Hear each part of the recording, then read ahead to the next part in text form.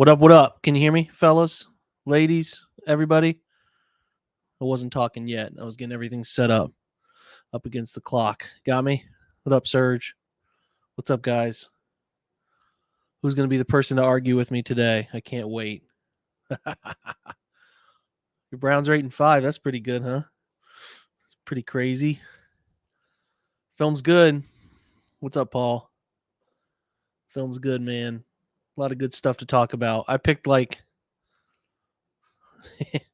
don't even know. These are my notes. You guys want to see my notes I take of let me see if I can get this to show. I kind of write all these down. Wait till you see this chicken scratch. Let's see these notes. Let me see if I can share this and start my camera. These are the notes. Look at that. Both sides of the ball, timestamps. So it's a pretty professional thing we got going here. You know, no big deal. All right, here we go. 5 seconds in, so we want to look at first play. I really like this concept because you get a little high motion, then you get a little wrap lead, right? Mo Carson's playbook. That's right. That's a good call. Here's a good look at the view from behind. So you'll get some gap down blocking, right? From Hudson, Teller through. You're going to get a pull kick. It's a counter concept with a counter lead. Get Bryant up and through. Browns didn't have many great runs in this game, but this was a good start. The only thing we need is Bryant to get there a little quicker and occupy 33 because he's the one who makes the play. But listen, 8-yard runs to start the game, always a welcome sight, right? So that's a good start. Next one is 153, so we're going to be jumping around a little bit. Let's see if we can find the right spots. All right, 153, still first drive, 14:05 on the clock.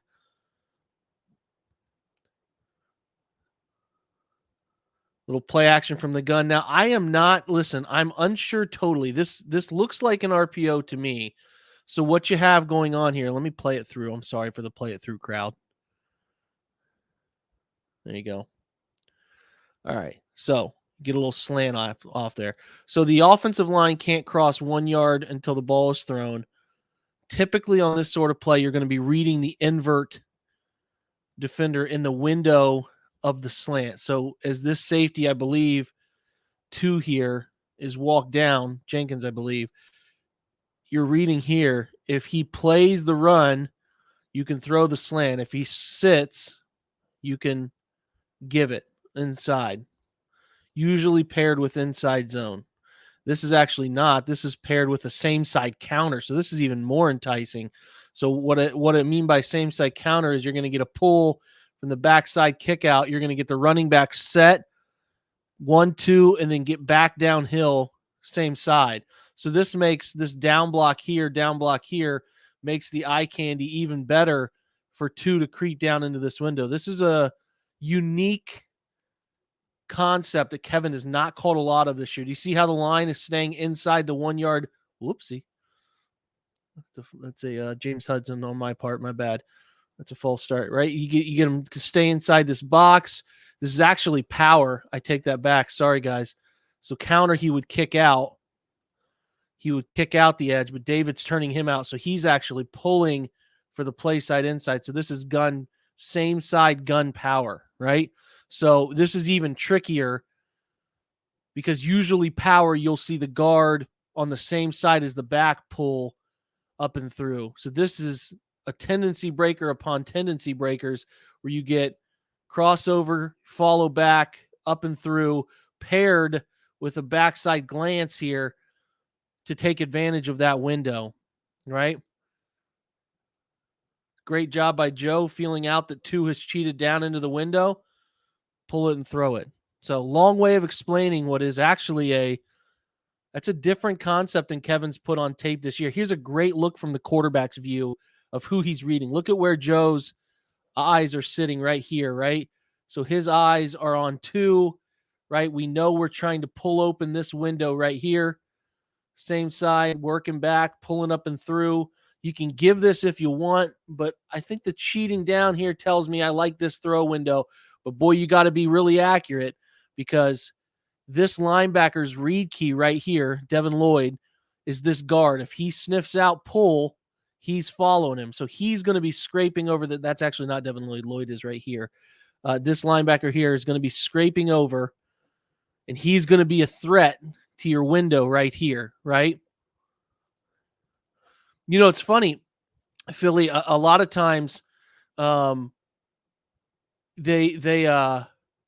RPO stuff is better for immobile quarterbacks because it gives them a chance to have a run without them running it. So it's not like this is pretty regular stuff for college ball where teams are trying to pair that because you don't have a running quarterback, right? So anyway, over the top, you can see how this window gets a little compressed. So you got to really put it in a tight spot, and Joe does a good job here. So it's been a long time on a glance play, but that's a nice wrinkle to what they traditionally do. I thought 23 was yeah, you're right. It is Olakun, isn't it? I thought who are they missing in this game? Are they missing a backer? I don't know. There's a good look at the other side view from the defensive side, what they have to sort through. 23 trying to get his hand in the window.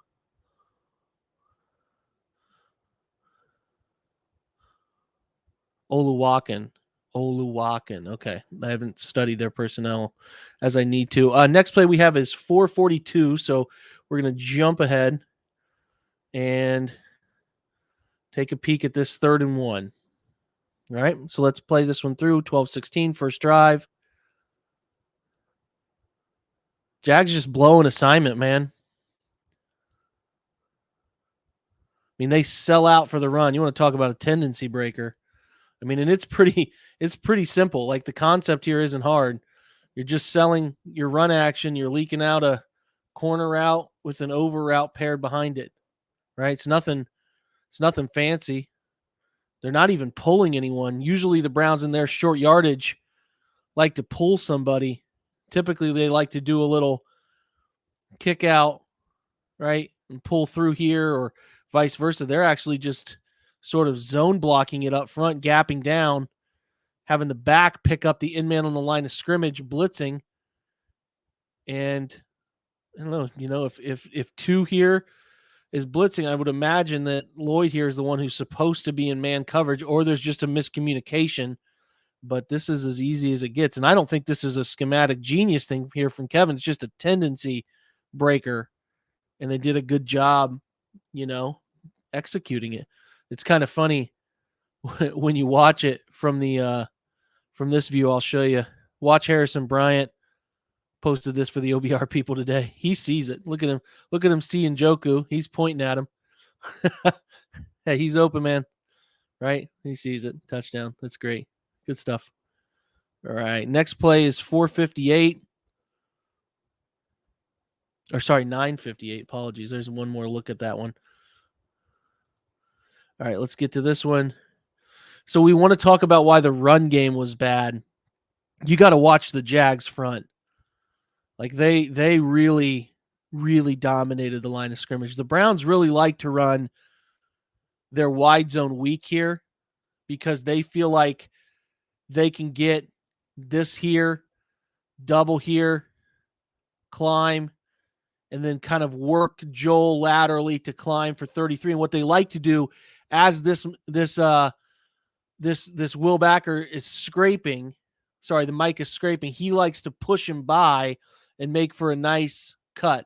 The problem is this guy has to get cut off, and you have to take care of these two front side. I mean, this is kind of a pretty consistent theme, guys, if you watch throughout this game. I mean, watch how Joel Joel has what you would like to think in an ideal world, guys, is this right here is able to get out before 95 is able to get over the top, right? So that you have a chance maybe to get a hand on him, to pass him to Christian, and then you can climb and push 33, scraping over the top by. But if 95 is out of his stance as quick as he is, and he's across Joel's face, that means we have a very big problem. We have nobody here for 33. And then the biggest problem is if we take care of the front side, right, and we don't take care of this backside edge, 41 beats us across our face. This is what we call boxing it up. You'll hear D coordinators talk about make a box around outside zone. Does that look like a box to you guys? There is nowhere to run. Nowhere to run. Dead on arrival. Thank you, Matt Darcy. Appreciate that.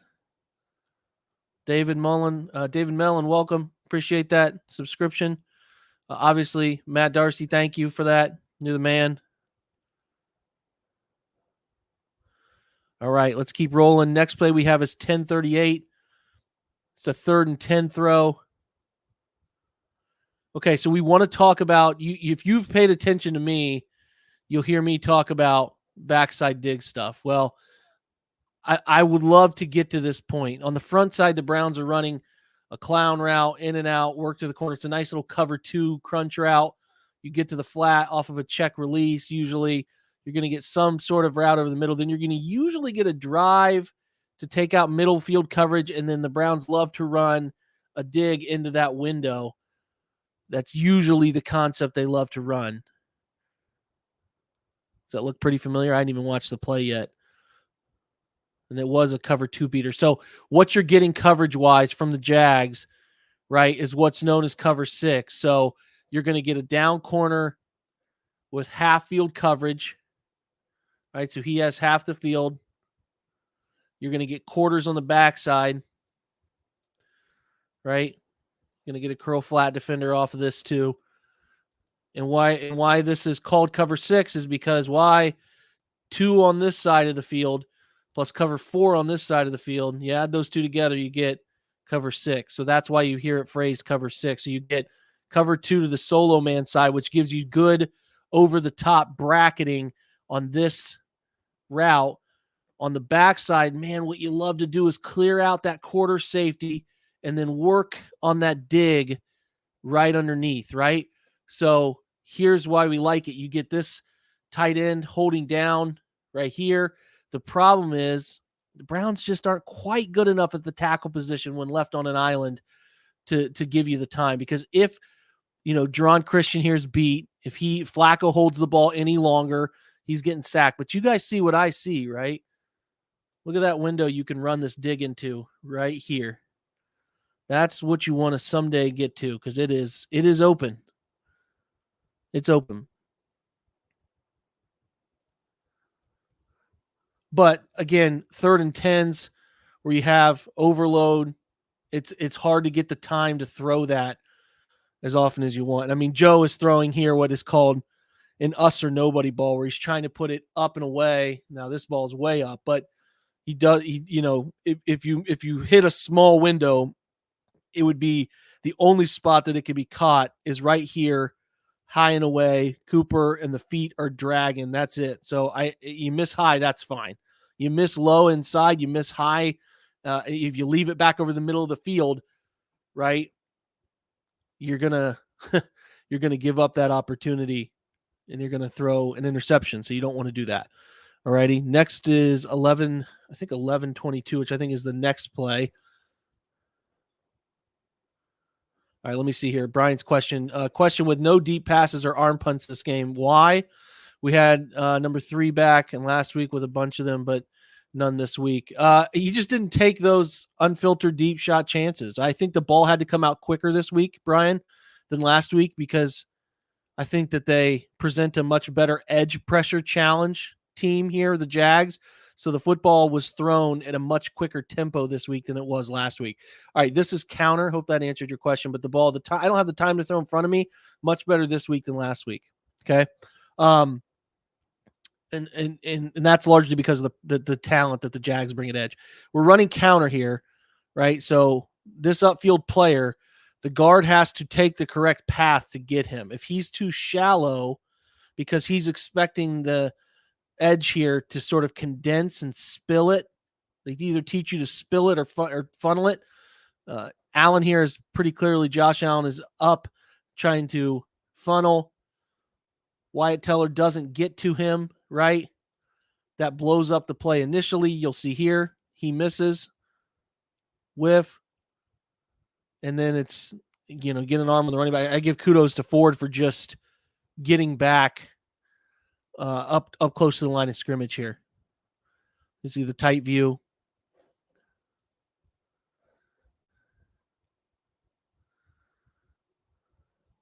a good job getting off of that and getting upfield.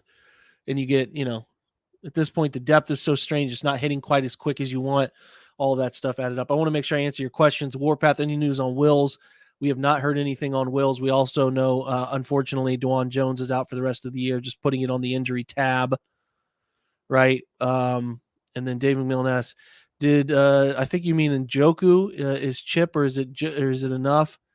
I think that's a couple plays ago. I'm sorry I missed that, man. We'll try to catch up on that in a little bit. 1309 is the next one I have down.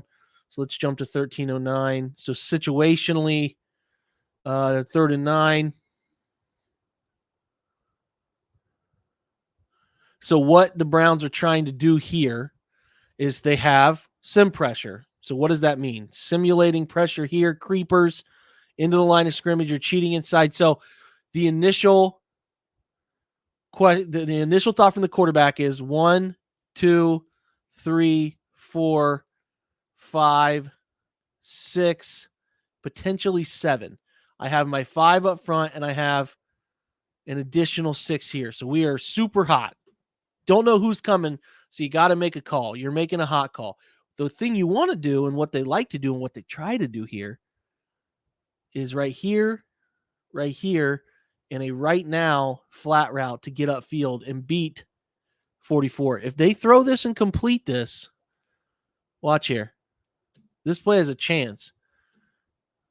I mean, David's a bull. Like, that dude is gonna really give his team a chance to pick up enough for the first down. You just got to complete it. So that's just a miss from the quarterback on that one.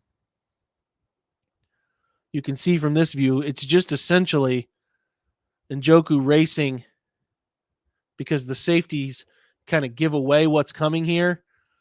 You see how that play's set up to have a chance to be a first down play, right? So missed that one. 14:01 now. We're going to get a good little back shoulder ball. I don't have any insight to add to this other than just well placed and a good job from Amari just to swivel those hips at the last second. I think as far as aesthetically pleasing schemes go, back shoulder throws when executed perfectly are really fun to watch. Just kind of so hard to defend, right? And it just takes practice, repetition. These are two veterans who have done it for a long time. So here's a good one. This is the next play, I believe, in the next, it's the start of the second quarter now. So you get a good little concept off of under center, 11 personnel, play action. This is play action, not run action, because everybody up front selling play action, selling pass. The only people selling run are in the backfield. And this is just a good throw, right? So you're getting 2 men out in the concept. You're getting a dig and an over. And we'll talk about this as I think Joe gets more comfortable. But generally, all you're getting, I want to draw this up for you if I can figure out how to stop the freaking thing. You're getting an inside stem to a dig. It's just a 2-man route concept. And then you're getting an inside vertical, right? So he's reading this safety to see who's sitting, where is he sitting, and what throw can we make, right? As Joe gets back into the swing of things and he comes off this and he uses his eyes left side, right? Eyes are left. That's influencing too. He can come back to this one for a big one at some point. This is a good throw. This is fine. He beats it. He throws it. Look, the ball is he's geared up to throw, and it's out of his hand before the route break is made right here, right? This is really good. This is great timing. Ball's being thrown. Safety's breaking over top. You put it on a line in this window right here, and it's got a chance to be caught. I think, in the future, this is just something they'll watch on film. He'll start to trust that 19 can beat this press coverage. Right? You'll see it. Just something to note in the back of his mind if they see something similar again. Right? Let's watch it from the quarterback's eyes.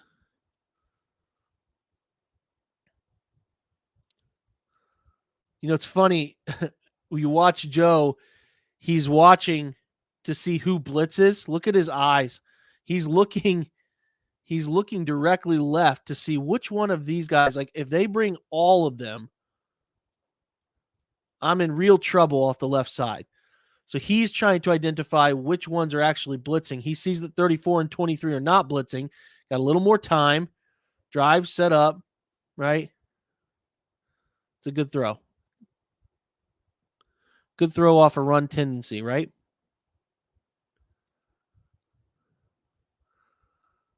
Boom. 1, 2, 3, 4, 5. Set up. Drive it. Good ball. A good catch from Elijah, too. All right, next play we have is 16-22, which is the very next. This is the touchdown ball. So this is a fun one. All right, let's watch it through first.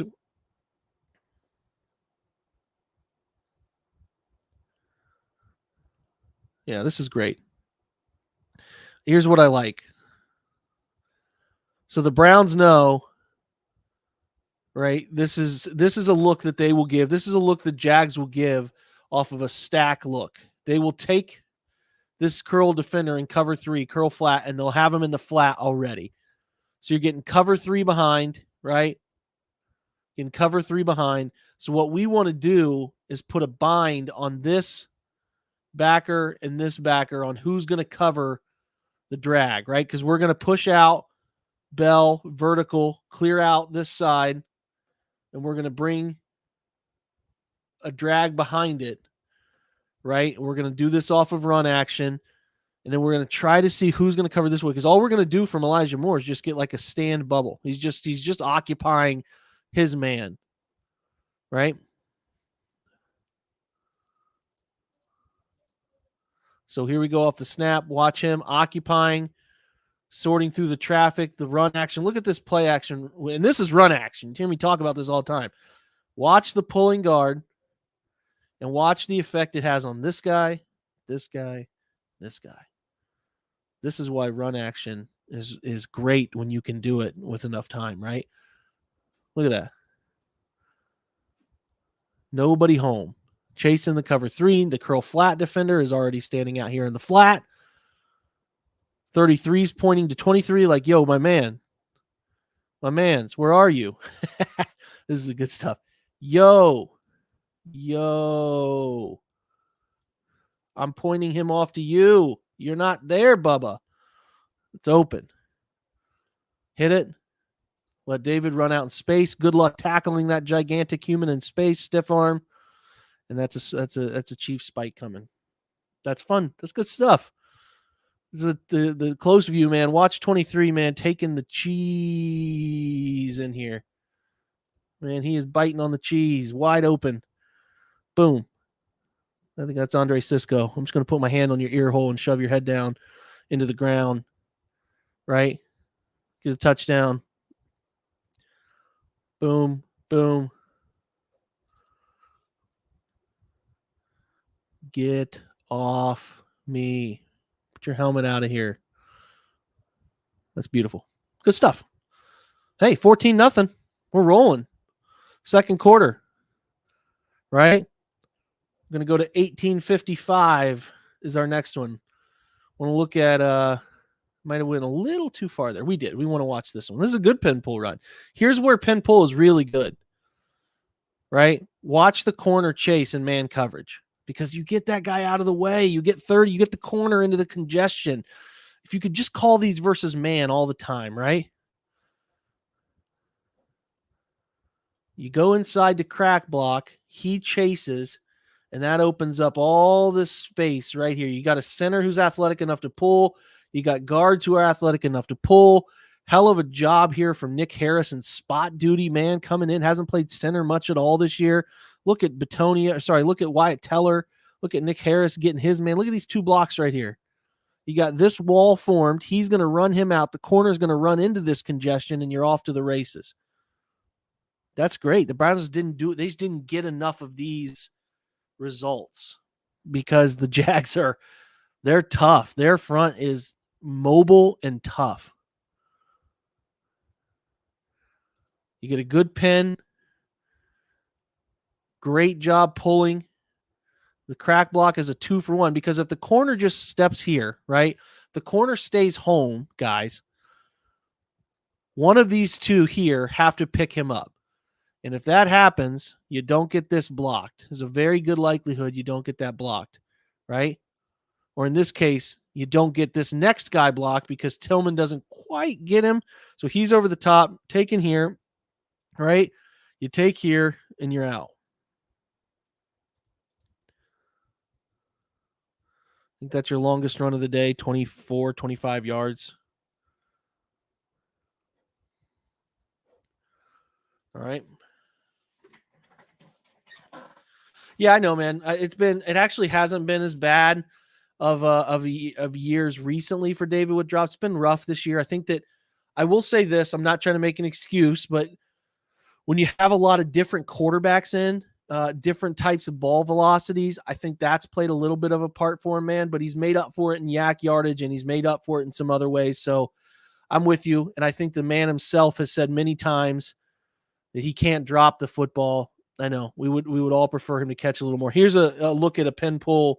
This isn't actually pin pull. I think this is just counter, right? Where, yeah, this is counter, guard tackle counter, where an example of like a team boxing it in. So you'll see Hudson doesn't get 90 rooted out the way he needs to root it out. So watch what happens. 90 is clogging this because what we're trying to do, we're trying to kick out. We're trying to go 64 is kind of behind the sky cam. It's trying to be up and through for Devin Lloyd here. We're trying to get this blocked up right here. We're right here for 23. In theory, gentlemen, this should be a good run. Everything is setting up the way you want it to, but two people kick our butt. This player and this player. He's condensing this, right? Joel doesn't quite get the kick out space he needs, so there's no up and through. And then 41 is flying like a bat out of hell over the top. Watch him. And he's in the mix of tackling this too. So I think in theory, the run game they thought should work. It's a good plan. We got the right people in the right places, but you just can't get physically beat up front. And 90 does a great job there on Hudson, right? Batonio doesn't quite clear the space out against his man that you hope for. And then it's like everything, and it's really not Joel's fault. I think Joel's kind of fine, but Hudson's man congests everything. And then you get these two backside players that are coming to pursue, and that's it. It's blown up. Boxed in, as they say. 2nd and 10. Let's see what we got next. I think we're at 18:55, so we're a little past that. Good draw here. Watch it from the tight view, and then we have the interception play next. Right? You know, anytime you can run a draw for 6-7 yards, you feel good about those. Let's watch the next one. So 3rd and 4. This is big. This is a big moment in the game. I'm sure you guys would all agree with me. It's 14-0. The Browns are driving again. We're in the second quarter. And they're controlling the football game at this point, right? Controlling the football game in the second quarter. It's 3rd and 2, short yardage. All they're doing here is running slant flat. They run this all the time. And it's perfect. Like everything sets up perfectly on the left side. He even checks the protection, right? Throw the flat. I think Joe got caught presuming here. And I'm not entirely sure why he presumed based on leverage that the slant would be the quick answer. If he throws the flat, it's man coverage. They're telling you it's man coverage. Flat, I mean, you throw the flat here. I'm talking this might be a huge gain, guys. As I'm at the moment of reading this, I don't know, man. I think Joe does a little bit of predetermining here instead of giving this a chance to read itself out a little bit. And he predetermines the slant, and this is incidental contact. Now, this has been called before, but this is just a guy like 34 here, I think is his number, has his eyes on here, right? He's running his route. I mean, it's not an interference thing, but if he goes to Cooper right now, because you trust Cooper with the leverage. Like, I like the leverage on this throw, putting this ball right here so that he's up and, away from this potentially downline defender. I mean, you got these guys run into each other. 31 is chasing here, and it's a huge play. It's out the gate a little bit. So that was a really critical, just a freaky, but I call that like, that's a freaking weird play. That's a weird play where you get a pick route. You're not even running a pick. You're just trying to run your slant, and they run into each other, and Joe predetermines it a split second too early. If he just literally double clutches this right here, like clutches it, doesn't throw it, pulls it down, and then decides to come to the flat, it's open. I mean, it would have been a huge play. Like, I would think like 6, 7, 8 times out of 10, if he throws this to the flat, like if he goes to set up to throw it, he could pump fake it because he gets, how it is, like double clutches it because he realizes and then comes back late to the flat. It's a weird play. It's a really weird play, and it really sucks because that's open, first of all. Second of all, it's a play that you see a quarterback kind of like realize it mid like launch into the throw, like right here, like a big oh shit moment, can't throw it, and goes back outside. But again, and you're going to see it again on the next play, right? So we'll go to the next one. Is a good job of the Browns like to call this. This was more a Baker Mayfield throw back in the day when they were running this offense, but it's just a quick run action slant throw. So they'll just turn the back to it, sell run right now, like boom, and then set up and throw the slant in the window because the Jags were playing big time off coverage against under center looks all game, like big time, right? So here, boom, throw it. Cooper does a good job of like kind of feeling like, do I need to sit in that window? No, the quarterback's carrying me. Get skinny, get through there. And just as he's switching hands, 2 hands on it, switching it, Wingard's arm gets under it. Like, that is, again, a freaking weird play. Like 2 straight turnovers on just sort of weird bang, bang type of plays.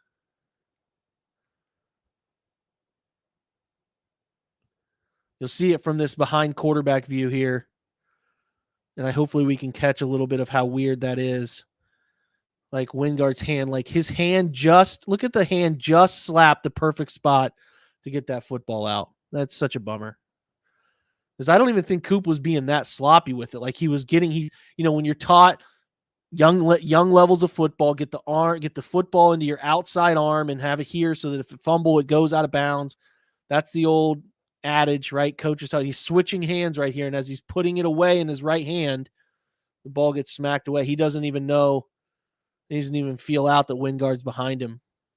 It's kind of a great play. I mean, it's just a freaky occurrence type of play too. It's not like, Wingard's like, oh, let me hit the. I mean, he's just trying to wrap him. Like he's just trying to get a hand on his leg to wrap him up here, and his hand just perfectly clips at the right time. So that's tough. It's 14-0 game that should have been routing at this point, right?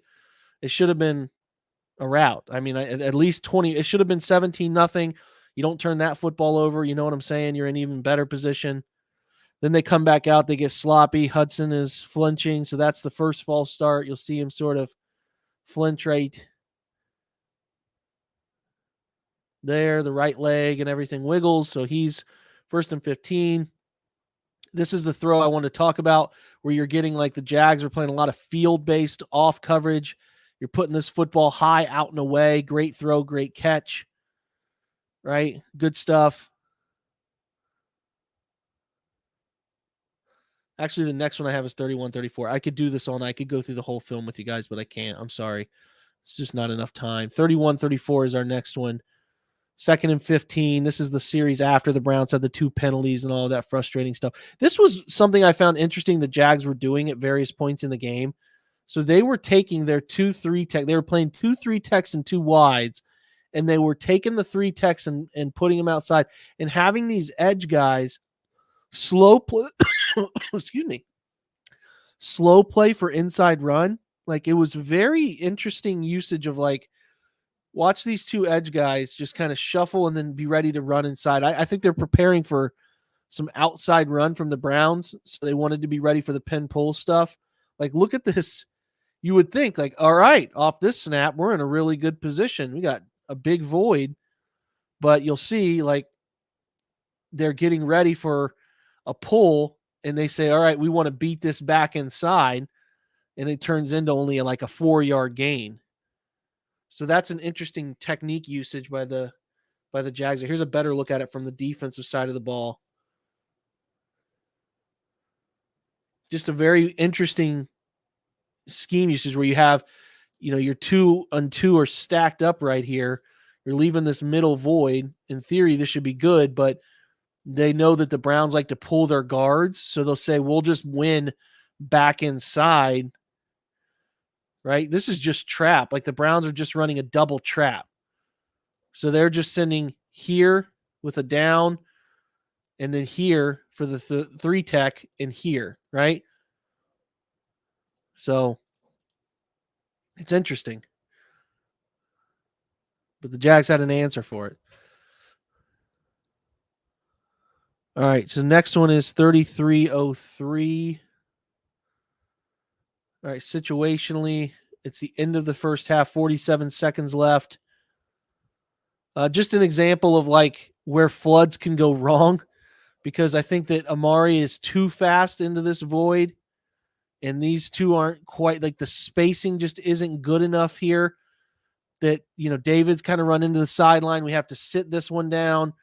And, like, in theory, this window should be good, but if the ball isn't able to be driven into the window, it can get really interesting for a play from a defensive back. Like, here's a tight view. And again, the reason Flacco can't drive this into more is because the Jags do a little tech stunt, which is a tackle end twist here. So Joel is matched up and he gets beat on the outside shoulder. You'll see here, right here. And Joe can't really step in. Like, that's an all arm throw. There's no lower half carrying you into that throw. So it sails. We're pretty fortunate not to have that be a turnover in that moment. I just didn't like the spacing on that one. Now, the next one is at 36-44. I want to show you a very specific play. All right, so the Browns come out in 2-by-2, and they motion. All right? Let's make sure we know it's 3rd and 1. Remember that down and distance. Okay? 3rd and short. All righty? So they motion from 3-by-1 to 2-by-2. Here's what the route concept is on short yardage. We're going to take advantage of off corners. If you can throw this out or you can throw this out, you can take it. We're going to give you a drag from the outside, and then we're going to pick on this curl flat defender. And as he widens, you widen, and then you got an option route to get back up inside of it. So this is right before half, I believe. 19 seconds, 3rd and 1. The Browns have an outside chance here to get a field goal on the board if they convert this 3rd down, right? It's a great route concept because what happens is this curl flat will expand, 34 will expand, and you got a great little window because the drag route takes this, right? And then you got a great little window right here.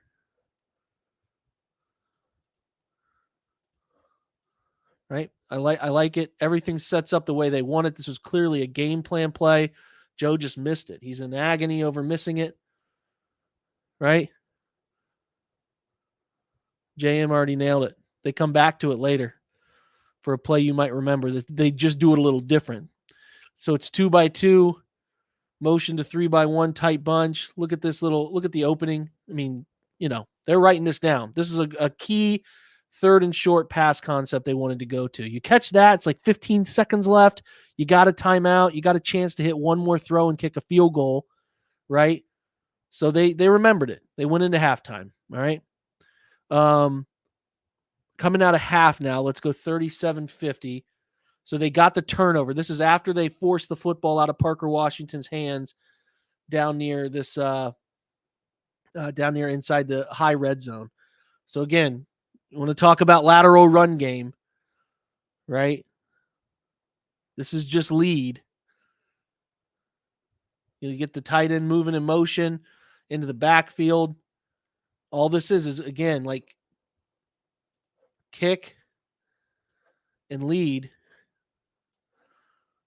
trying to form some down blocking angles.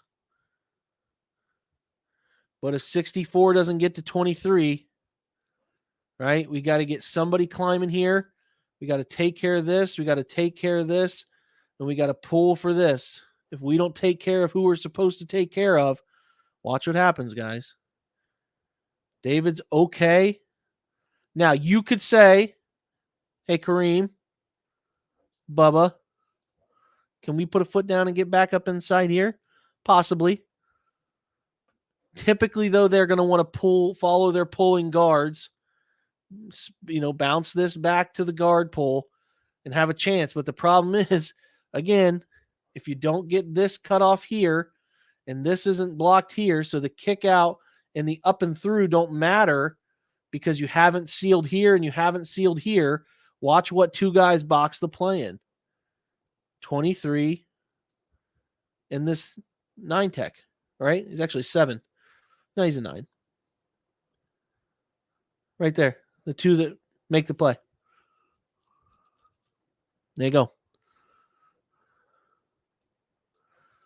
Here it is from the defensive side, right? Garan has got to be so much faster. Boom. Get off of that and climb. He's too slow. Too slow. And David's got to get his head on the correct side here. He's got to be sealing here. His head's on the inside borderline. He's kind of squaring up with him. Again, you could say right now, Kareem needs to be able to see this, but that's a tough cut, right? And then you do have this right here crashing down. Tough cut. It's a tough cut. Maybe Nick does see it, but again, you're also dealing with 2, and maybe Nick makes 2 miss, and it's a heroic run that Nick does, but that's why they only make a few of those guys in a generation, Nick Chubbs, right? So yeah, I mean, again, we're spoiled, but that's not the route you always get. I think that he was doing what he was asked to do. Browns didn't block it up well enough. This is a great job by Flacco going from the bunch and finding the drag, right? If a popular thing for the Browns to do was run a form of drag with a form of a route in the hole behind it, this is a great job by Flacco of finding that drag, right? This is just a different variation of the play we just drew up earlier. So you get the out is from number 1. You get the drag from the point man, number 2, and then number 3 is going to run that outside release. Instead of pushing it back inside, he settles it up. He hitches it up. And the way Flacco talked about it after, it's an option route. So he can buckle it up right there if he wants to. But this is a good job from Joe finding the drag. And the Tillman making a tough play after catch, man. He almost gets his first down. It's a great run.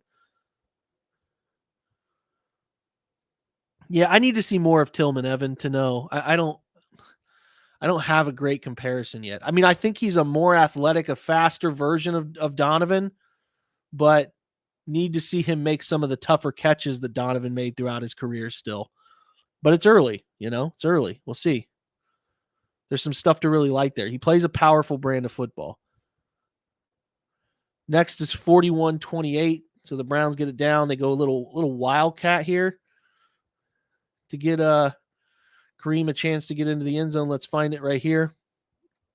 Motion your old 38-year-old quarterback out here. I always find it funny that they don't tease you and kind of have this guy closer, and then if they try to throw it outside, like if Kareem tries to catch it and throw it, right? It's like what a waste this can be at times. Anyway, they're running the lead stuff, right? Tight end lead, power lead, great kick out, great job up and through. And then you'll see from the tight view, just Kareem is really good, man, at these short yardage runs. And I want to highlight a few of them as we go. So the free runner, there's 2 people that are a problem. Because of the front, heavy front, right? They're boom, boom, boom. They're gapping us. The 2 people that are going to be a problem is this guy and this guy. We have 2 for him. Sorry, we have 1 for 2. So who's going to take care of it? Because you're going to get a block here. Sorry, excuse me. You're going to get, let me see if I can do that. Perfect. You're going to get a block here. You're going to get a block here, here, here. And if 33 is over the top, following the pulling guard, right? 42 crashes inside. We got a bit of a pickle. We don't have enough for that side. So you need your running back to make a play, right? These three get that boxed up. We get a great kick out block from Bryant. We get Teller for Wingard. And then, hey, we just need to find a way. And Kareem does a great job of just getting back inside. Whoop, a little shift to the hips right there, man. Right there. Not tripping over anyone's feet. Shift the hips. Get tight, right? Power your way in. That's a great run, right? That's a great run. It's just that's all. That's a lot of Kareem because 33 does a great job of beating it over the top. 69 here can't get to him. He's too late to react to it. We got everything else blocked up. 33's free. You got to make him miss, and he does just that. It's perfect, man. It's what makes he's earning his money this year. All right. Next time out. So it's what, 28-14, 21-7 at this point. This is the next play out. So it's actually the play after this. Apologies, guys. So this is on the quarterback.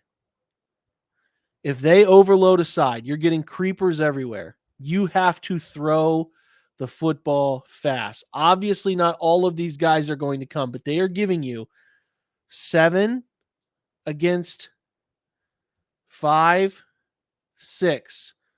He could be a blocker, but that's still 7-7, and you don't like it. The ball has to be out of your hands fast. And if they're overloading a side, as we see here, and your back isn't coming all the way across and picking it up, it's on the quarterback, man. He's got to get this football out. And he's holding 1,000, 2 1,000, 3 1. Like, it's got to be thrown, man. These sim pressure looks, got to get it out. So this one is squarely on the quarterback, in my opinion. Now, there's a world in which they're teaching this up, and if they get an overload off the right side, he's got to scan here to here, possibly. I don't want to say with 100% certainty this is on the quarterback, but it feels like it, right? So if this is picked up in front of his face, they might say you're scanning here to backside. Here, and then working back across the quarterback's face late. So that's possible. But it feels to me like if they're bringing 3 to a side with 3 outside players, quarterback's got to get the football thrown on time. It's like Ford does nothing. He does help Jerron Christian, who misses it, right? And also amazing. Again, you talk about a game of like milliseconds. This football is like 0.2 seconds away from being an arm going forward. But it's not, and you get the third weird turnover break to go against the Browns in this one. It's kind of crazy they overcame it. Yeah, and not like there's a ton of stuff open here, right? Potentially, you're throwing here hot off the right side. Like the ideal thing, if your eyes are on this, is you could probably throw more hitching it up right here, replace the blitz, but they actually cover it pretty well.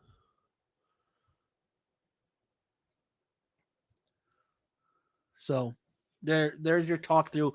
I'm about 90% quarterback, 10% running back, needing to scan all the way back across. But, that's the you can't always be certain unless you're in the coach's, box or whatever. So, all right, 45-12 is the next one. Again, does this look familiar to you guys?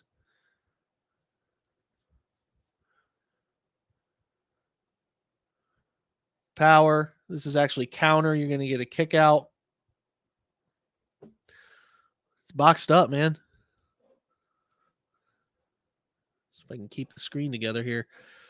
If this is a good kick here, you need 84 to be a menace here, and you can't have someone leaking through gap block stuff.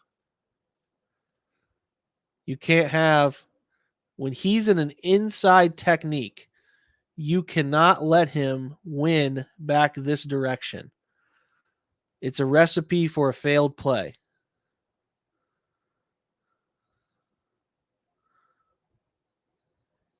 There you go. And you get that safety creeping down too. All the more reason to beat him with some play action. All right. 47-20 is our next one. All right. So it's 358 here. Just another good throw. I just want to highlight this great route, bottom of the screen route from Elijah Moore. Outside wide receiver, he does really well. It's just spectacular separation on this basic route. Boom, boom, boom. Put the feet down. Look how quick he is in and out of that break. 1, 2, 3, out of the break. Look at that. I mean, that's like 3-4 yards of separation, right? That's a great route. I just want to highlight, man, Elijah Moore on the outside is a really effective wide receiver. Joe does a good job identifying, checking the protection, giving him probably a ram call. Slide. Do you see how everybody slides right with that ram call? Boom. That gives you good form pocket, enough time to deliver that football. That's good. Good stuff. 49 something. My writing sucks. Let's see if we can get to 49 and something. It's not that one. Another example of pin pull here on 2nd and 4. Again, does it look familiar to you guys? Let's watch it from the tight view.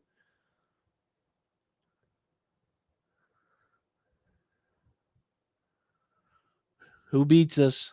We don't do enough to get the edge shell. Now, this is a tougher assignment on David because Josh Allen here has outside leverage. So to hook him is tough.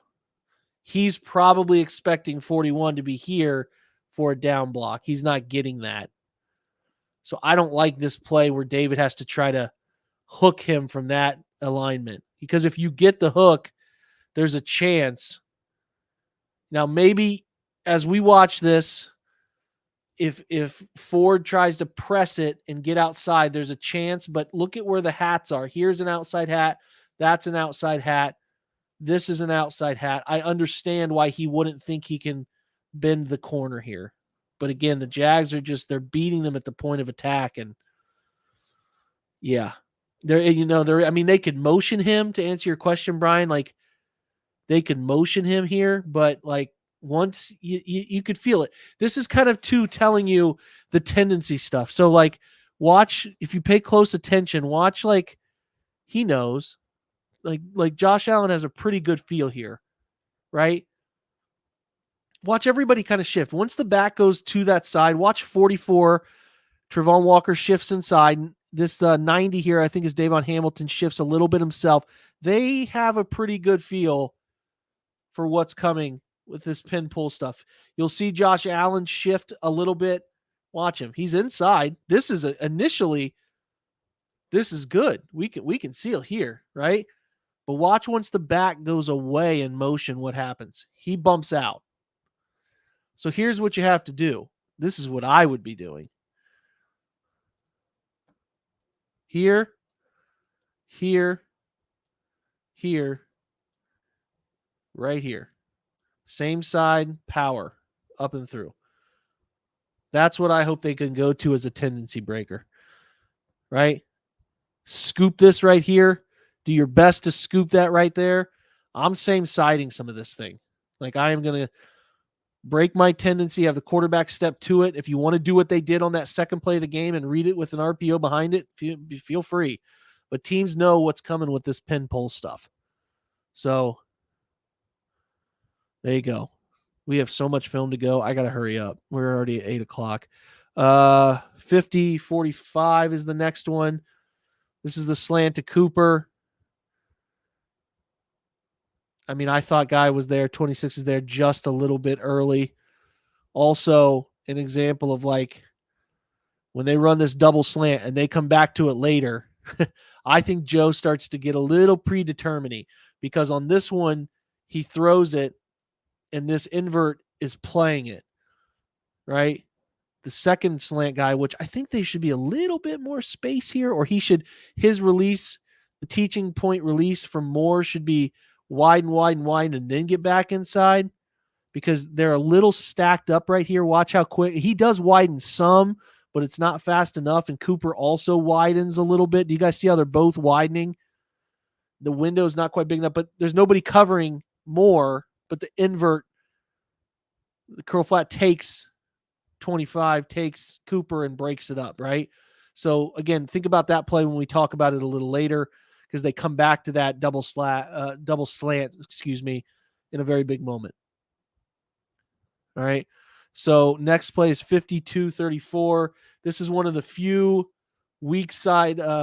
Here's a solo side slant. This is why I like under center stuff, because it helps to alleviate the stress on these tackles and gives a good pass. Look at that passing window on that slant for the quarterback. That's what under center can do sometimes, is really create those passing lanes. Like, watch from the quarterback's perspective, these passing lanes that they can find. Like, look how much vision you have of the field here to make that throw. So anyway, 2nd and 1 coming up. We can get there. Try to go wide zone. I'm sorry, I'm skipping through some of the first time views. I want to be a little more patient with that. I think this probably looks familiar to you guys. This is why we're all frustrated with the run game. First of all, it's hard. 1, 2, 3, 4, 5, 6, 7, 8, and 9 is starting to creep too. So good luck running the football here. Me personally, I would probably have checked and made a can call and went to the right side. I would have weak side wide zone this. Well, why, Jake? Well, if I split this thing in half, usually anybody lined up as a nose would be counted as a half player for each side. So if you're counting numbers, 1, 2, 3 against 1, 2, 3, 4, 5 immediate threats, and you could call this a half player. So I'm 5.5 side against a 3 side. I probably would try to go against and try to opposite it, because this backside corner is held down while this side down defender, this third safety for them, is an immediate part of the run fit. You see what I'm saying? I'm an idiot. I'm sitting behind a computer. These guys are probably talking through it, but I would prefer to go to the 3-man side as opposed to what this is. Because look at, 33 and 23 are key and like crazy. And this is even blocked fairly well right here. Look at David getting a turn, Joel getting a turn, Nick Harris fighting his ass off. But these linebackers are just hauling ass and making things difficult. And then you have another, and it's like the numbers suck. You're really fighting an uphill battle on that play, right? So there you go. It's a tough play. So now we're at 3rd and 4. He throws a slot fade. He pre-reads man coverage. I don't mind that. If you're going to throw the slot fade, though, you got to get the safety out of the picture. This is lucky this isn't, intercepted, because 5 can play this if you don't pull him off this by looking off the slot fade, right? If he throws a decent ball here, again, it's almost like you want to talk about deep shot throwaways. That's a borderline deep shot throwaway, right? Anyway, here's the 4th and 3. Now, when they ran it earlier, guys, David Bell was right here. So they wanted to go 3-by-1 to get a look that they wanted and to be able to unfold man or zone and challenge. What they wanted to do was challenge the box rules that these guys play. So he's going to go in motion to right here, and it's going to be the same pre-snap look as before. All right. So ignore that.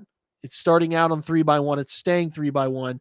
And what they wanted to do was get some indicators, man or zone, right? So right now, hard to tell. Could be man, could be zone. Don't have a great feel for it. But as I'm getting ready to see the snap, all right, we got creepers. I sense that they're going to be bringing a 0. And when they bring a 0, there's going to be a check, right? There's either going to be what's called a FIFO, right?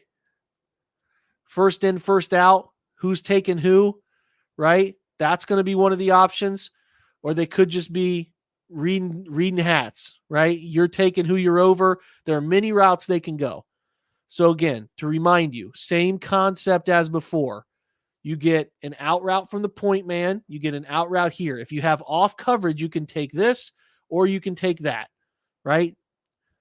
You also get number one outside running the drag. If you get drop linebackers in some sort of zone, feel free to throw it right in this window. The route that we also really liked earlier, if you guys recall, right here, and then it was this one right here, sort of following that route from a joke, and then either optioning and settling it or optioning it and kind of glancing back into this window right here. Watch what happens. Beautiful. You catch them in cover 0. You catch them screwing up their rules, right? Watch what happens to 31. Watch what happens to 2 up here. He's keying in on the first inside. The problem is he's keying in on a hat. He's reading a hat. Once he sees him go inside, he chases him. Nobody, the point man plays the point man on this route. Nobody plays Bell. He's wide open. Look at these two are chasing right here. You'll see it from the view behind. 31 is never looking at Bell. And then we got to talk about the protection, right? After the game, Stefanski called this one hotter than Hades. Like he knows he's being heated up. Quarterback has to know, what's my protection look, right? We're getting pressure, right? What's protected and what's not. The back is going to step inside for the A-gap. Watch him set the toe. Watch Kareem Hunt deliver a block. And the only thing Joe has to do is drift away from 42. Everything else gets picked up. Watch.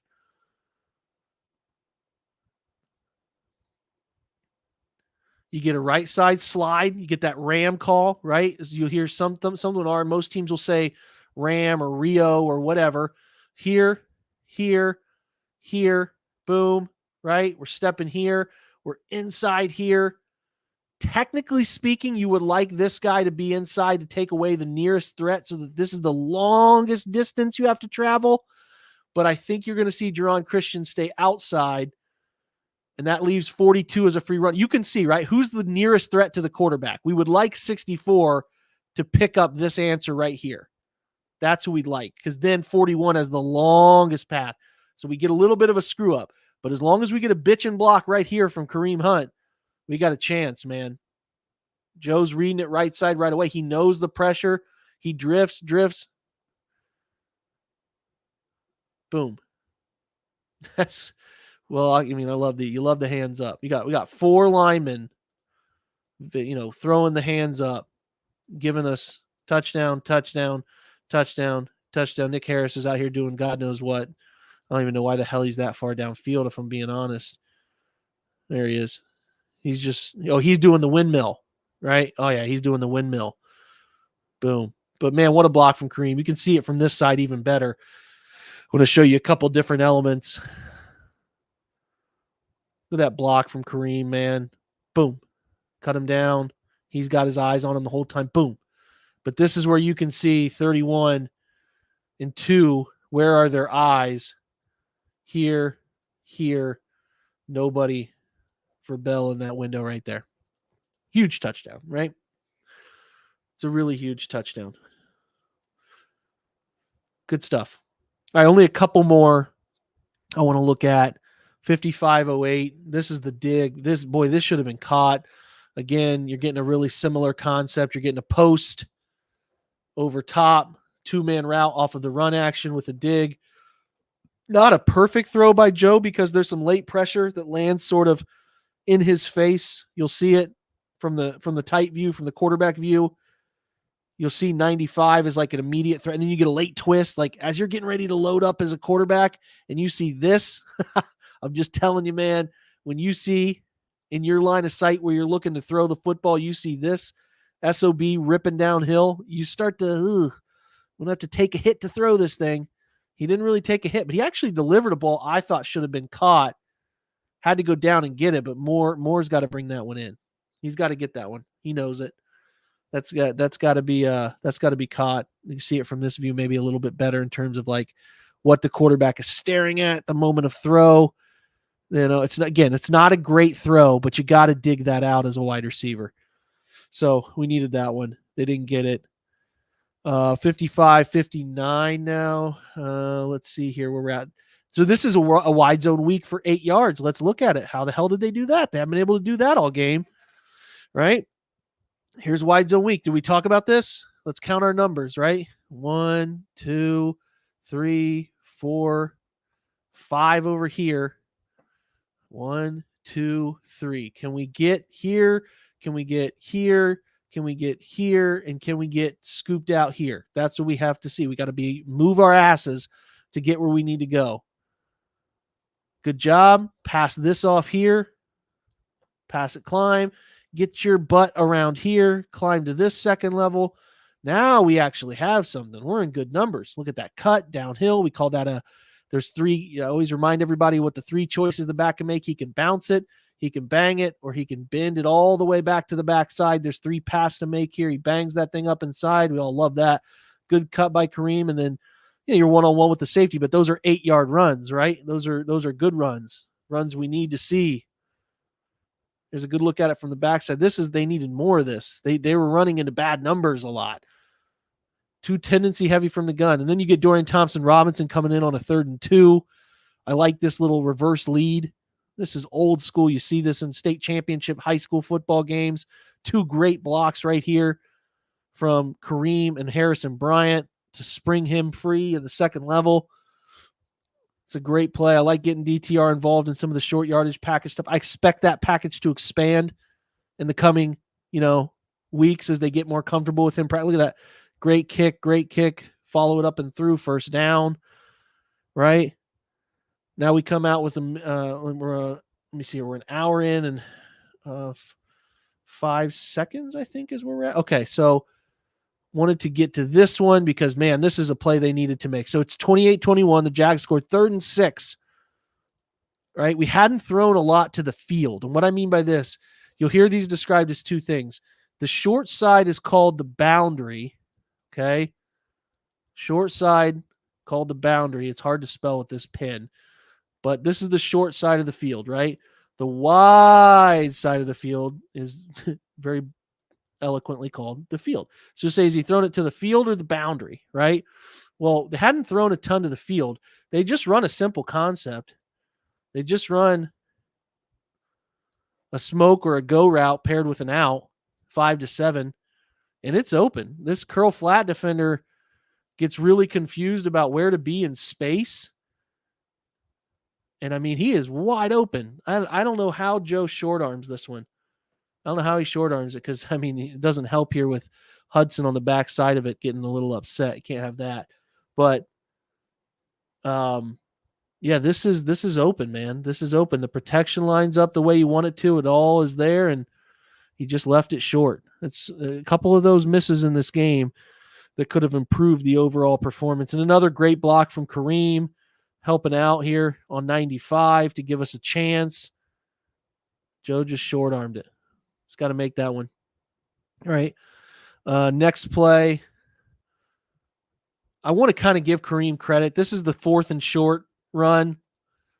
Like, he's just so good at knowing right here. A lot of guys might try to go low and try to root you out, but just note, like, him feeling he's going to go low and jumping over him at the last second, get the hand down, like, that creates the 2 or 3 yards that you need. Like, Kareem is just so adept at understanding the little tiny move he needs to make to create those short yards, right?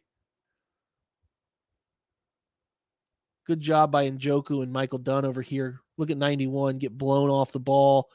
Good job by Harrison Bryant meeting 23 in the hole. And then it's Kareem one-on-one with 42, and you just go airborne. You just do what you got to do, man, right? All right, next play is we have 2 more. I think we have it's the 103 mark. Is this the play or not? That is not it. We're looking at 103 and some change. Oh, this is a tough miss. Tough miss. This was a big play waiting to happen. You got a lid lift. This is Kevin Stefanski 101, man. You get Marquise Goodwin, outside release go, and then you get an over route here paired with a backside dig. And boy, if we could have gotten to the over out here, the game would have been over. You wouldn't have needed to really even kick that field goal. We could have manipulated the clock. This is such a good cover 3 beater to the robber side, right? Watch here if we can just throw it. Look at this space we have to the sideline, folks. Right here, it is money to be made. The problem is we got pressure off of the right side, grabs a hold of the arm, Walker does, and forces John Joe's just a little bit late trying to throw it, right? Here's a back view of it. Hudson just gets beat to the high side. Walker gets the hand on Flacco's arm and kind of makes him take his eyes off of it because you guys see it like I do. If you're able to sit in and make that throw, they gave a lot of help over here to Jerron Christian and tried to, and this is the future of what they have to do. Down now, DeWand, they got to pick their sides, but boy, that would have been a big one. And then the last play is the slant I wanted to show you guys. That's 105-45, so let me jump to that. So we talked earlier about the double slant side, right? This is the spacing is better on this. Instead of having more stacked right here, there obviously the spacing is significantly wider. And in the earlier one, you saw Flacco throw here and the coverage busted him up. He kind of predetermines he's going to throw this outside, and like Cooper's the one who wins. Like, look at Cooper right now. I'm sorry, but anytime I can throw to Amari Cooper on a slant, I'm going to take it no matter what. The first one got broke up, whatever. I'm coming back to it again. So, again, you could argue that there's a wrap around on the arm right there. I mean, there is. It could have been, should have been called, but just a little thing. And then I wanted to show you the very end. Browns got it back after the field goal, and then we get a little final snap knee, and then you get Marquise Goodwin, a little backflip. That's fun. Anyway, let's switch to defense real quick if you want to see that sort of thing. I know some of us are leaving. It's getting late. It's probably time kickoffs are happening, but if you want to stick around, got quite a few plays of defense that we can hit on. I won't be quite as analysis tight on these because John can't be here, and he's usually our best one at it, but do want to cover some of it. This is just a great play by JOK. Click and close. The tight end is coming for him on this counter. Watch the tight end trying to get down on JOK right here. We're going to kick out. We're going to try to get up and through here, but watch JOK just like boom, downhill, beat it, blow it up. This is what he's doing so well this year. It's such a great play to lead the game off with, right? That's a great play, man. I do want to look at like some edge run stuff. They're really having trouble, the Browns, defending edge runs, and here's why. Opposing offensive linemen are getting out really easy. Like, watch the center in the backside tackle, and it ends up being the left guard. The Browns are very quick. Like, they're very aggressive front players who like to get downhill quickly. And then you have oftentimes these guys will be very loosely touched. Like, they won't get touched much. And then what it creates is a bunch of angles here. So you get a pin block on Miles because they're taking advantage of that. You get a looper, and then you got these guys running across. And like, look at the front here. Talk about what you watch the Jags do versus what you're watching here. These are not the numbers you want. Look how many guys you have in the backfield on low. Did you guys watched it the way I did? When the Browns ran lateral run game, you did not see hats in the backfield like this from the Jags. You didn't see it. It's a different approach to run defense philosophy. This is a vulnerability. It rears itself on the, like, watch again, like from the tight, how upfield these linemen are. And you're just banking on linebackers being there, right? And beating them to the spot. And they do. I mean, Walk's got a good angle right here. JOK's got a good angle, but all it takes is one little trip up. And watch, JOK gets tripped up, Walk gets kind of tripped up, and then you're out running. Right? Next play is a wildcat look. They did a little bit of this to alleviate what Trevor had to do, and it's the same thing, guys. Pin, pull 2 around, and you're out the gate. The Browns just like up front, very aggressive. Upfield, upfield, upfield. You get pinned. You got to have these linebackers making these, safeties coming downhill and making these. And if not, look at the convoy the Jags have here. Boom, boom. Lucky that Ingram gets tripped up here, to be quite honest. Just like that. Now, they adjusted and they were better later on, but in these moments early in the game, it was a real problem. The next one is 13-39. That's a big jump. All right, so 13-39. We have the deep over against man. So this is one we wanted to take a look at. So the Browns love to run man. They'll usually take a middle free safety to help cut routes coming over the middle, right?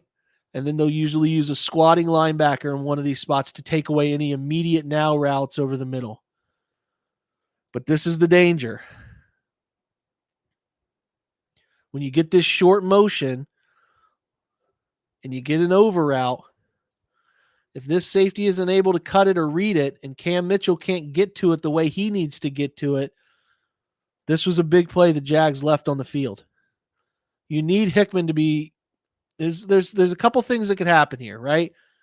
I mean, Hickman's going to be playing one of two routes. He's either going to be as a single high, he can jump here, or he can sit middle for Calvin Ridley's Dino post there. He sits middle, could be a quarterback read, right?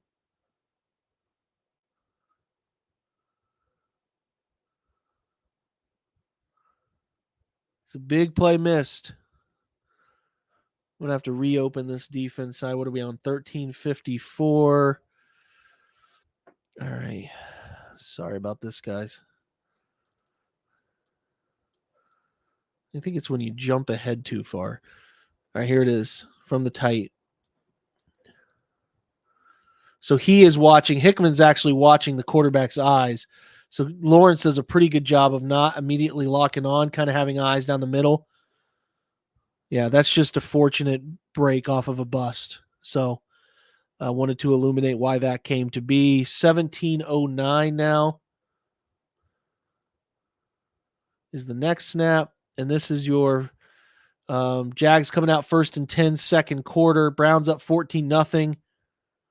Here's the full play off of the jet motion. This is, you could tell teams that are just putting in jet motion for the sake of just putting it in. This is about running into each other.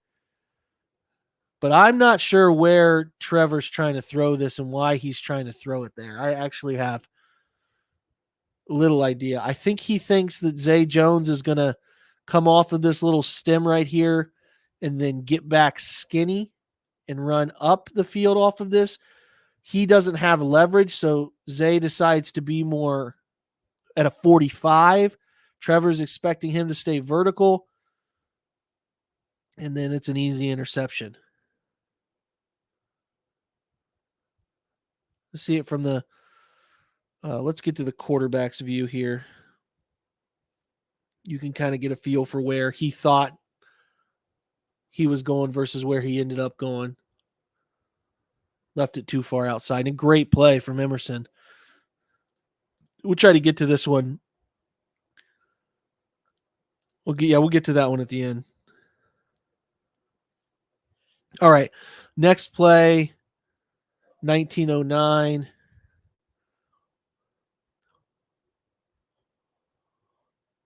This is a great job of you want to beat trap, right? So teams are running some double traps at you, right? So you're going to get tight end trying to trap Shelby right here. You're going to get guard trying to trap Dalvin right here. You're going to get a block trying to get downhill on JOK. Watch these guys just get downhill right now to defeat this trap. You want to beat trap, you beat trap with speed, right? Boom. Shelby's past it, redirects Etienne and JOK. You're going to try to, sorry about that, the center. I drew the wrong player to him. That's a kick out. Center's going to try to get all the way out here. That's not happening.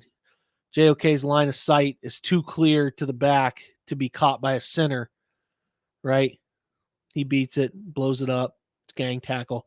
You like JOK to get him down, right? But nonetheless, that's a really good play. He's a look at it from the opposite view. It's double trap. You defeat it with speed. Good job. 21-41 is our next play.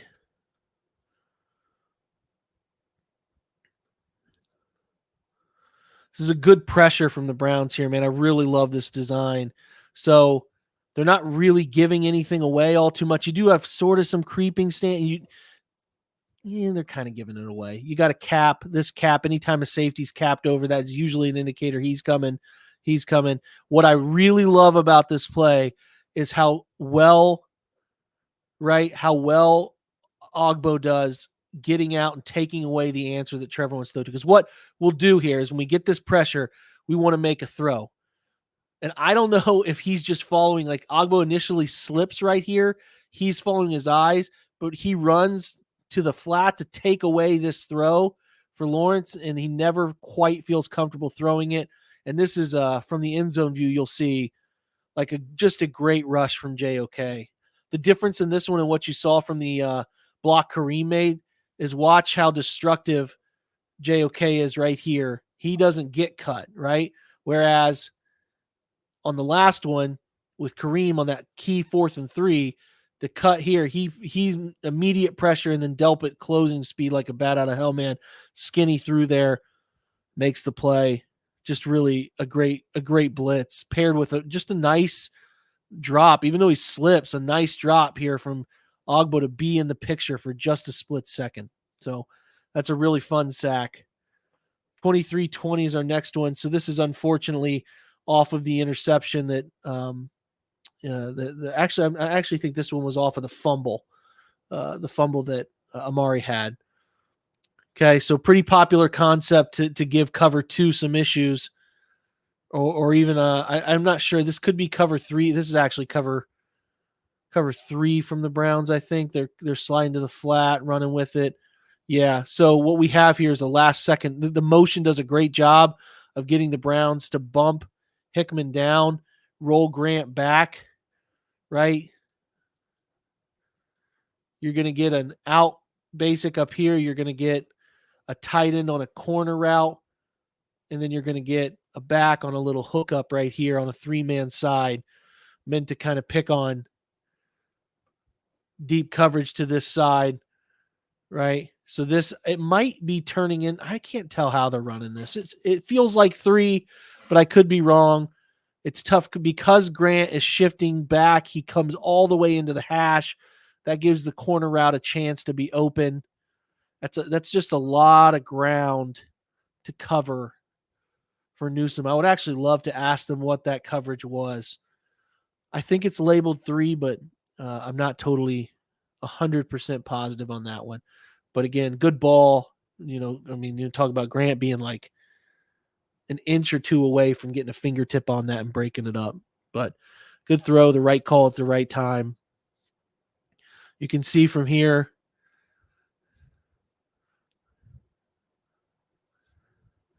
Hickman's trying to tell they have to bump it because of the motion, the jet. But Grant just gets a little too far away from the 3-man side, right? Just a step away. I'd like to ask them about that one. It's an interesting one. All right, next one is 26-28. So this is another. Maybe we're not on the right one yet. Maybe 26-58. Apologies, guys. Another JOK play. Just want to illustrate, watch him taking advantage of leverage. Zay Jones tries to come in and block him. It's a great job by him outside here defeating that to bring the running back down, right? So that's just, again, like the little things Six does here to make plays, to make efforts come to fruition. He's just a special player in space. 33-09 is our next one. Sorry, sometimes it's better to just skip through this way. All right, coming out second half. watch it from the tight view. This is just a great job of blowing up Philly. I don't know about that. Listen to the pod tonight. I haven't gone through the data. I've been watching all this film all day. I promise I'll let you know in the pod tonight whether they played man or zone more. I just have to look that up in True Media. This is a great job by Shelby right here. Great job by Dalvin eating 2 men. And then that leaves 2 free players here, right? But you want to talk about boxing it in. Great job by Za'Darius defeating that pool. Boom, boom. And they just are all over that. That's a 6-yard loss, like right away. Like first play out of the second half, 6 yards like that. That's just a fantastic job. All right, next play is 36-44.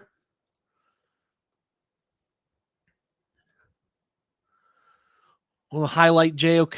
They go 3-man bubble. This should be a nice play for them because they have 3 blockers. What they're trying to do, watch the Jags try to do this simple thing, right? We're going to go crack on the slot. We're going to climb here. And then we're going to bring him out and around. Then we're going to just throw this to the back.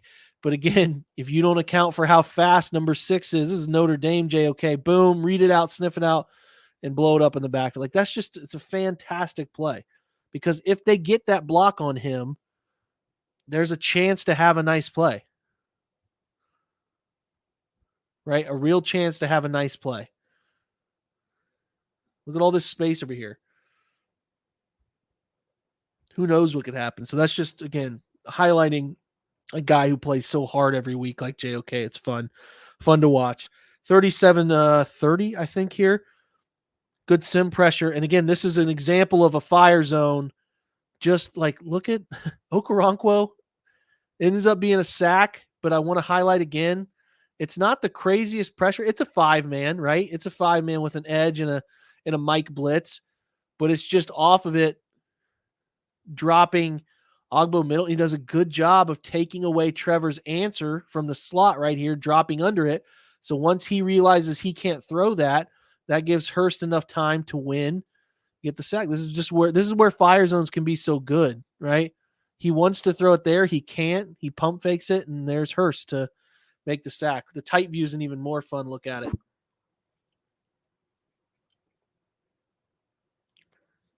It's a great job from 54 feeling out the route, dropping right under that.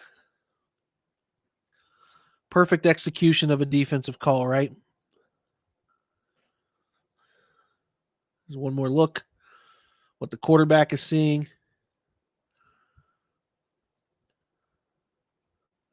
His answer is taken away. I mean, Hickman is, you're right. That's a good call out, Serge. Hickman is on top of it, man. I'll give him credit.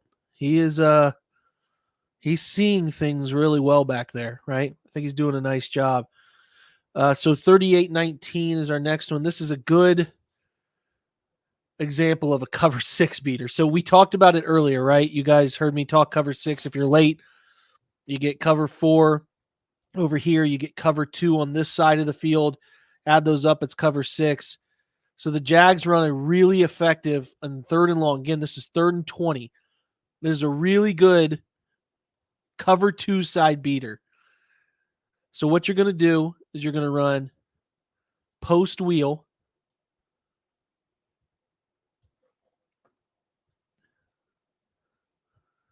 With a flat route paired with it from the back. This will beat cover 2. But you're banking on your pressure changing the quarterback's amount of time. If he has all day to throw this, watch the wheel. You see it like I see it, right?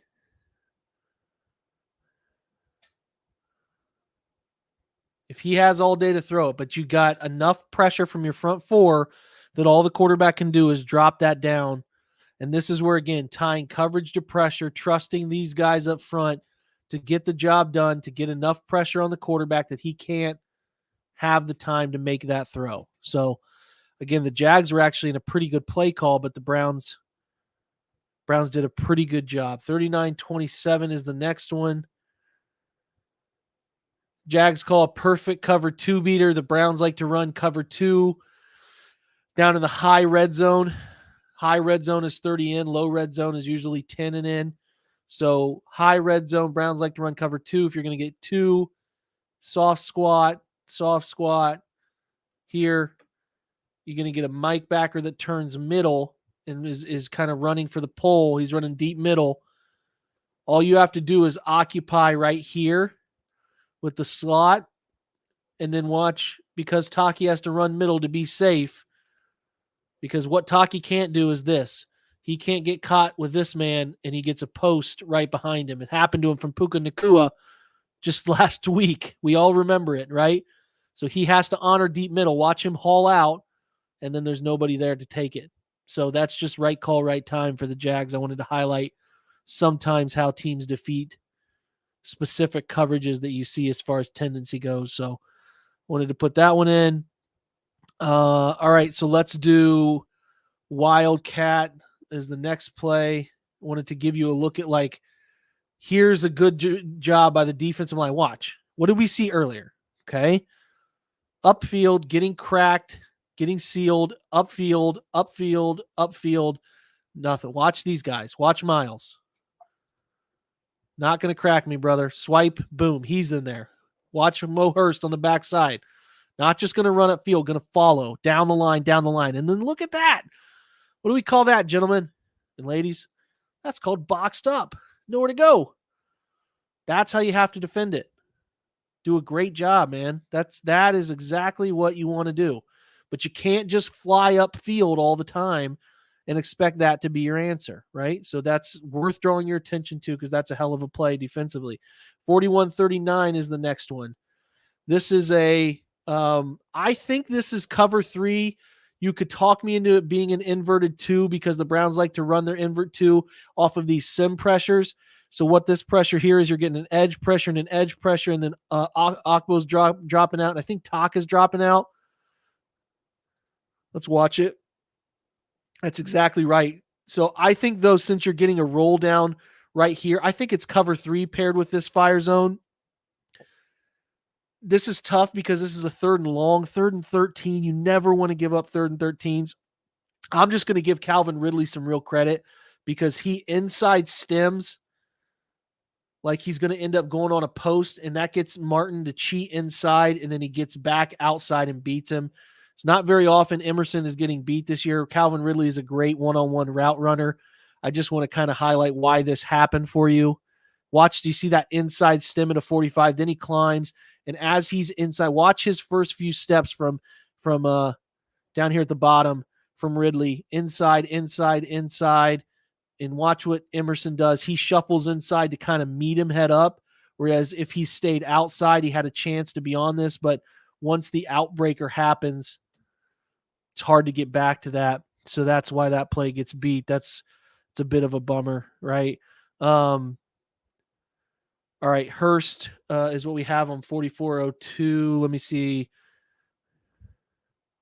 Let's get to 4402. This is a great effort from Hurst. Look at that rip inside. Didn't get him down, but boy, did he disrupt this play. It's like what they've gotten out of 90 this year has been so exceptional. Watch this. Club, rip, inside win, boom, almost gets a safety. In a hell of an effort to get back to it too, man. He was one of the best defensive linemen on the field, although he got a little dinged up right there. We'll see if he's on the injury report this week. Next play is 45-53.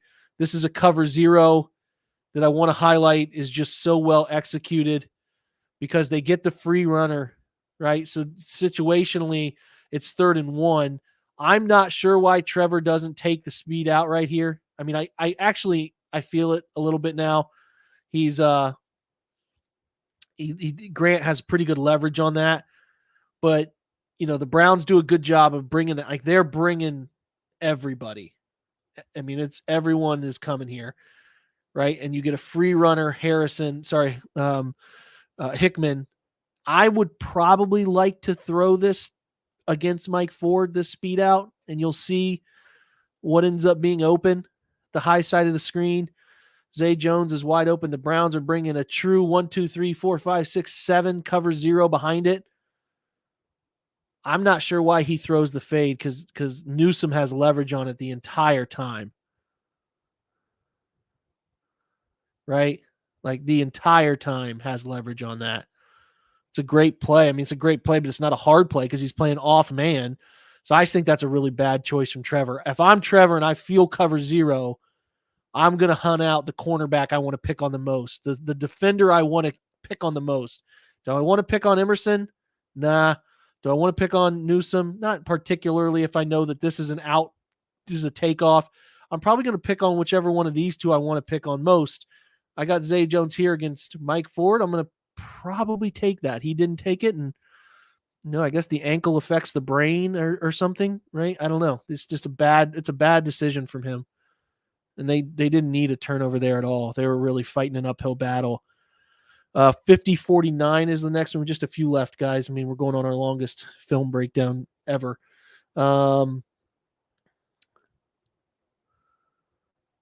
Again, want to get back to what happens if you don't redirect. Look, right? Remember what happened last time? Miles was back outside. He felt it out. He was back outside. You had down the line pursuit from your defensive lineman. Watch what happens here. Upfield. No down the line pursuit. No down the line pursuit. He's sealed. He didn't fight back outside and win. And now you're just hoping and praying that linebackers beat it. Because look at this. I'm telling you guys, look at this moment of truth. This is not good, and this is going to hurt them. Teams, the Rams did it last week effectively with Kyron Williams. The Jags should have done more of it. You're here. You're running 6 out of the play. You're here. You got this sealed, and you're here. They should have run like crazy. Like, look at this. The problem is that 77 or 73 here is not athletic enough to get off and get to Grant. They end up blocking 2 for 1, and Grant's there to make the play. But you guys see the concerns that are there on these pin pulls, that the Browns are just not doing good enough up front, redirecting. It's like these 4 players right here, 1, 2, 3, 4, all out of the picture. They're done. They're not redirecting. They're not getting down the line. And if that safety's not there in the alley, it's a huge run. So there you go. 2 more plays. 53-40 is what I have next. Let's see if we can get to it. 3rd and 6 here. This is a slot fade. I mean, you're given every indicator you can give that it's man-to-man with no safety help. And Trevor's just throwing a slot fade, and I respect Mike Ford. He didn't come here to play this many defensive snaps. He's a special teams guy, but he's getting picked on. So there you go. I want to end on a positive note for the defense. 58-57. 4th and 3 when it was 28-21. This was a huge play. All right? Huge play in the game. Yeah, I liked him too, Serge. We drafted his ass about 25 times in those daily mocks. All right, so this is the bread and butter of the man defense. Outside man, middle squat right here to take away any middle throw, and then a middle read safety ready to jump crossers. Again, outside man, you can see it, right? And this is, again, DeAnthony Bell, Ronnie Hickman, 5th-round rookie Cam Mitchell. No Denzel Ward, right? At this point, Delpit's out. Thornhill misses the game. Look how well this coverage takes away everything. Watch how Walker being right here, boom, sitting on this now drag. And watch Hickman read out this over route from the number 2 on the field side. Feels it, boom, quarterback eyes. That's just a great play. It's a great play, man. These guys were stepping up. DeAnthony and like Ronnie Hickman playing center field, post safety stuff was great. Right? Watch him read the eyes. Trevor's got to step up, slide away from the right side pressure. It's a good enough ball to be caught, but this is great from Hickman being there. Perfect moment. And Mitchell never giving up on the play. Like, those are 2 rookies, man. 5th rounder and a UDFA. You want to know how your team is 8-5? This is it. They have 5th-round rookies and UDFAs making plays against Trevor Lawrence and a guy like Zay Jones who's been around the league for a while. Look at Mitchell fight the hand and look at Hickman impact him. Look at these guys, man. This is how you're 8-5 and a chance to make the playoffs. So there you go, guys. It's an hour and 45 minutes of film. I hope you enjoyed it. The outlook is I need to see the injury report, man. Here's what I'm going to stop doing. I'm going to stop projecting what they're going to do. I'm going to stop limiting these guys and saying there's too many injuries and just say whatever happens, happens. Lower your expectations, reel it back, understand what they're dealing with, but also understand that these guys are putting forth depth, is putting forth enough on tape from an ability standpoint to go win these games I'm not accustomed to seeing. So enjoy, peel back the expectations a little bit and just kind of enjoy the randomness at times of the NFL, right? Root for your team. If you can go to the games, go to the games. Enjoy it. This one this weekend is huge against the Bears, right? Like they're 8-5 with this stuff happening around them. It's so cool. So hopefully you enjoyed the film. I tried to put in effort on that the way that your team's putting in effort. Thanks for stopping by. I appreciate you being here, supporting the OBR. You know where to catch me. You know where to find me on Twitter. Hit me up anytime with any questions. Love talking ball. You know how that is. Thanks for your support, guys. Go Browns.